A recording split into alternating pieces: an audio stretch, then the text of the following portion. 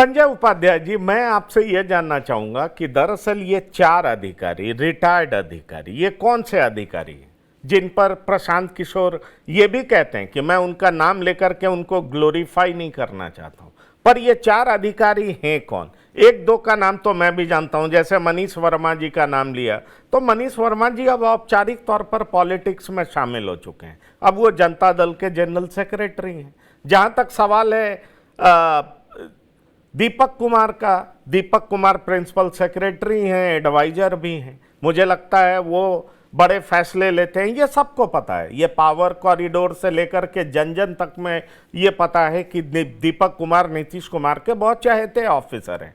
साथ ही साथ अंजनी कुमार सिंह का भी नाम आता है।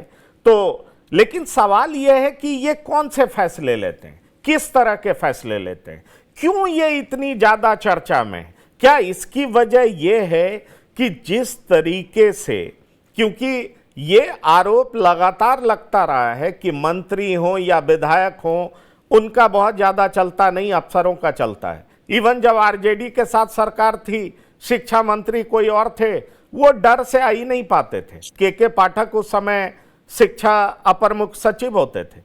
सवाल यह है कि क्या वाकई नीतीश कुमार की सरकार में ब्यूरोक्रेसी इस तरीके से हावी हो चुका है, और उसमें भी खास तौर पर 4 रिटायर्ड अधिकारी इस तरीके से हावी हैं कि पूरी सरकार वही चला रहे हैं। और अब विपक्ष भी आक्रामक है, जिसमें प्रशांत किशोर सबसे ज्यादा बोलते हैं, साथ ही साथ आरजेडी एक अधिकारी पर सबसे ज्यादा बोलती है कि हर फैसले के लिए वो जिम्मेदार है। क्या कहना चाहते हैं आप संजय उपाध्याय जी?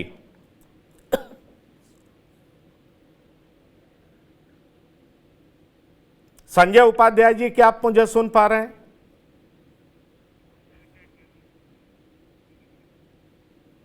चलिए, संजय उपाध्याय जी, आपको मेरी आवाज मिल रही है? चलिए, रंजन जी, मैं ये सवाल आपसे करता हूं, उन तक मेरी आवाज पहुंच नहीं रही है। देखिए, क्या है कि ये जो 4 अधिकारी हैं, जिनका अंजनी वर्मा, दीपक कुमार हो या भी जिनका मनीष वर्मा जो हाल के दिनों में राजनीति में आ गए, और भी जो चहेते इनके हैं, जिनमें प्रत्यय अमृत जैसे नाम है, और अभी एक अधिकारी के यहाँ जो ईडी का छापा पड़ा, ऐसे कुछ अधिकारी हैं जिनके माध्यम से नीतीश कुमार अपनी राजनीति को साधते हैं। ये सवाल है, बिहार की राजनीति में बहुत पुख्ता सवाल है, मुख्य सवाल है। और बिहार की राजनीति में सरकार चलाते हुए पिछले 20 वर्षों से नीतीश कुमार ने अधिकारियों के मार्फत राजनीति पर नकेल कसा, इसमें कहीं कोई संदेह नहीं है।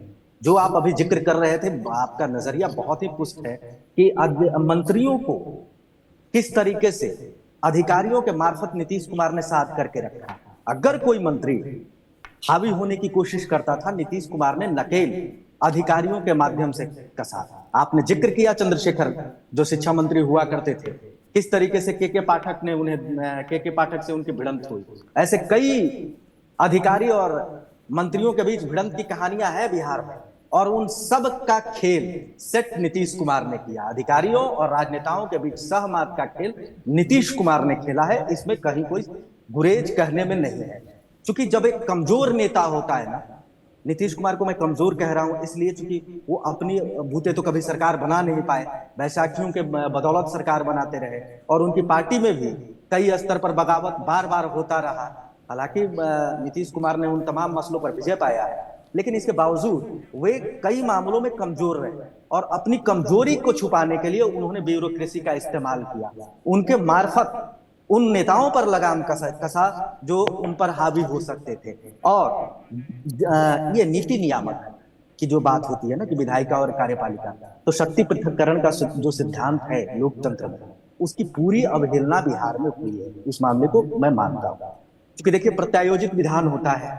प्रत्यायोजित विधान के माध्यम से कई ऐसे कानून बनाने का अधिकार अधिकारियों के पास स्वतः ही आ जाता है, जिसको लेकर के पूरी दुनिया में विवाद है कि लोकतंत्र में प्रत्यायोजित विधान को किस तरीके से कसा जाए, किस तरीके से उसे दुरुस्त किया जाए, उसे कम किया जाए, या उस पर से निर्भरता घटाई जाए।